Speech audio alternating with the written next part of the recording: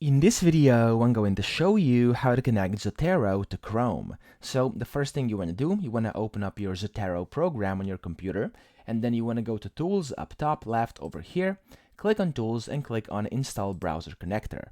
After you do this, as you can see, I now have this website open. It says Install the Zotero connector for Chrome. Simply click on Install.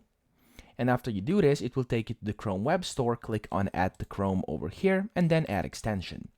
Now after this, in just a few seconds, there we go, your extension will be added. Now this is pretty much all you have to do, and then everything you try to find and add will get automatically connected. So let me show you over here. For instance, as you can see, I just opened up PubMed, and if I go over here and search for a article, for example, so let's say I'm just gonna click on this first one, and if I now click on my extensions, and let me pin this Zotero connector actually, because it's much easier, then you can just click on the Zotero connector, whatever, and then it says you've installed the Zotero connector, and then you can click on got it over here, and then whenever you click on this, it's gonna start saving it to your library. And if I now open up my program, there we go, as you can see, this can now be automatically saved to my library over here. So that's pretty much it. I hope this video helped you out. If it did, please subscribe to the channel and help me out as well.